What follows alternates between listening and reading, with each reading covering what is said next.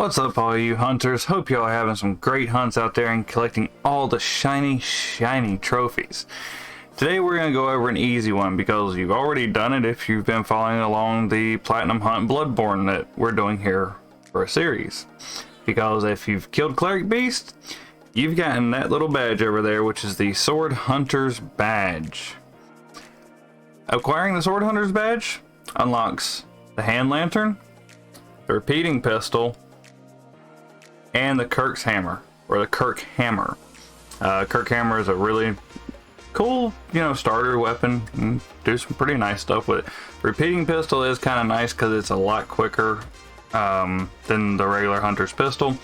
Hand Lantern is an absolute must for me just because I like seeing.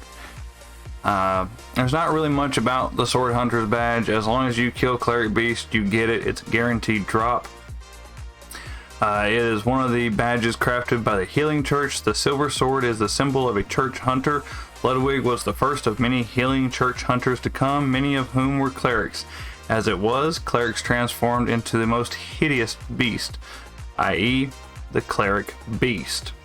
The Sword Hunter badge unlocks the Kirk Hammer, the Repeating Pistol. It also unlocks antidotes, bold hunter's marks, the Hunter Chief Emblem, and the Hand Lantern. Again, dropped by the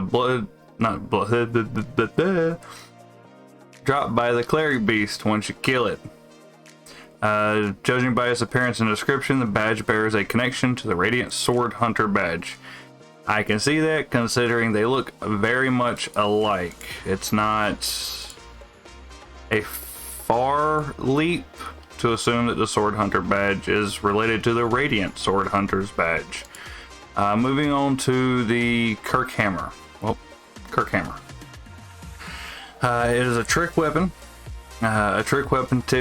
Typically used by healing church hunters. On the one side, an easily handled silver sword. On the other, a giant obtuse stone weapon characterized by a blunt strike and extreme force of impact. The church takes a heavy-handed, merciless stance towards the plague of beast, an irony not lost upon the wielders of the most symbolic weapon. The normal form is a regular silver sword, slightly shorter than Ludwig's Holy Blade. In that form is considered a righteous weapon and will deal 50% increased damage against opponents vulnerable to that subgroup. I can't remember the exact ones that are vulnerable to righteous attack. When transformed, the hunter inserts the sword into a huge rock and wields the new form as a gigantic hammer. You literally take the sword, click it in, turn it, and pull this giant hammer off your back. It is wielded with both hands, and it does not receive the righteous weapon modifier. Again, the normal version, you can just buy it from the Bath Messengers after you kill Cleric Beast and get the badge. It does have an uncanny and a lost version that you can get in the chalices. The normal form consumes low stamina per attack and is an easily handled weapon. It is somewhat slower than other light weapons, like the threaded cane. It's still fast and highly versatile. When transformed, it always uses heavy blunt attacks. Capable of staggering many of the enemies in the game. The hammer smash has an area effect. Not the ones not directly hit by it will still take a little bit of damage, not much. The sprinting R2 attack is an AoE effect. The hammer stagger and interrupt effects lends to an aggressive rather than reactive playstyle. Be the one to attack first, and you can prevent your enemy from attacking at all. Both transforming attacks have two parts. Damage is dealt in the first part, but the two components of the weapon are not combined, separated until the second is complete. So I want to say from sword to hammer, you swipe, grab your hammer and pull it out, and from hammer to sword, you slam it on the ground, pull it onto your back, unclick it, and bring your sword out. After performing the sword to hammer transformation attack can save you from some attacks when you're close to the enemy. This happens as the hunter bends over when pulling the hammer part from his or her back. After performing sword to hammer transformation attack, you can follow up with a thrust attack, which has a pretty decent range on it. The Kirk Hammer and Ludwig's Holy Blaze transforming attacks take significantly more time to execute than other trick weapons. The dashing R1 attack of the hammer is a two-handed push towards the enemy using the handle of the hammer. It does deal less damage and can be annoying at first, but it is a very quick attack and staggers most enemies in the game. If you want to deal heavy damage when dashing with the hammer, use a dashing R2, which is a horizontal swing with pretty decent reach.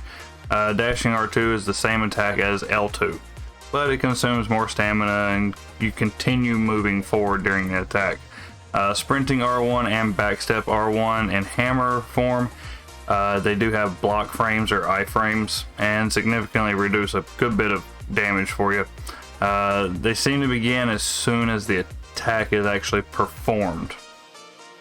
The Beast Cutter is a good choice to complement the Kirkhammer. It's ideal for groups and it's tricked weapon, while Kirkhammer is good for single targets.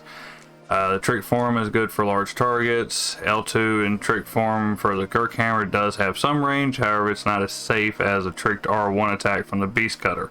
And Beast Cutter has just as much stagger. And both weapons have different damage types. Short sword form is righteous, while Beast Cutter in both forms is serrated. Yeah.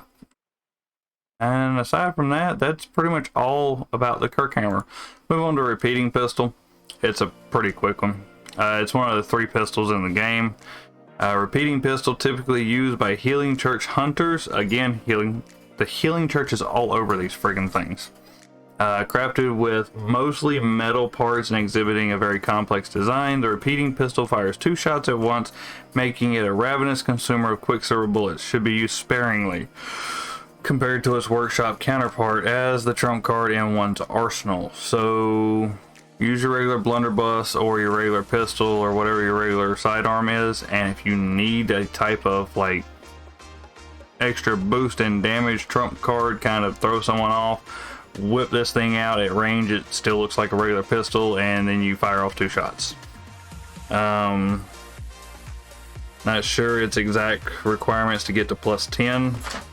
I think it's the only weapon in the game that actually fires 2 bullets at once.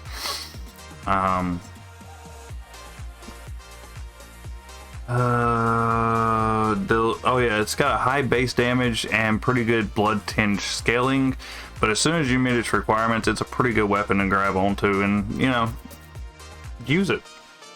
It costs 3,000 blood echoes after you get the badge. The name of this firearm can be misleading. It fires both bullets simultaneously rather than in succession, as the name would suggest.